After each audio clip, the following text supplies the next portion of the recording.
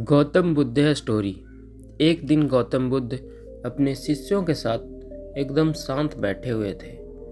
उन्हें इस प्रकार बैठे हुए देख शिष्य चिंतित हुए कि कहीं वह अस्वस्थ तो नहीं है। एक शिष्य ने उनसे पूछा कि आज वह मौन क्यों बैठे हैं, क्या शिष्यों से कोई गलती हो गई है क्या?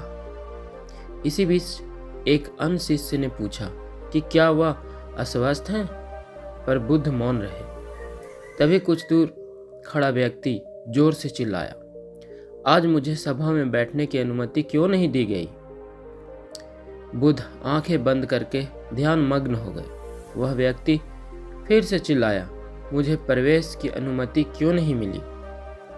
इसी बीच एक उदार शिष्य ने उसका पक्ष लेते हुए कहा कि उसे सभा में आने की अनुमति प्रदान की जाए। बुद्ध ने आंखें खोली और बोले, नहीं, वह अछूत है, उसे आज्ञा नहीं दी जा सकती। यह सुनकर शिष्यों को बड़ा आश्चर्य हुआ। बुद्ध उनके मन का भाव समझ गए और बोले, हाँ, वह अछूत है। इस पर कई शिष्य बोले, हमारे आश्रम में जात पात का कोई भी भेद नहीं है, फिर भी वह अछूत कैसे हो गया? तब बुद्ध ने समझाया, आज वह क्रोधित होकर आया है। क्रोध से जीवन की एकाग्रता भंग होती है।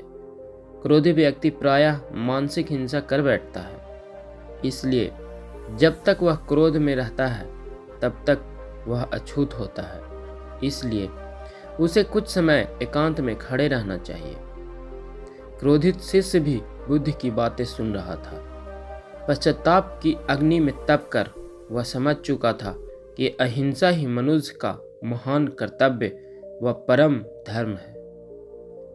वह बुद्ध के चरणों में गिर पड़ा और कभी क्रोध न करने का प्रण लिया।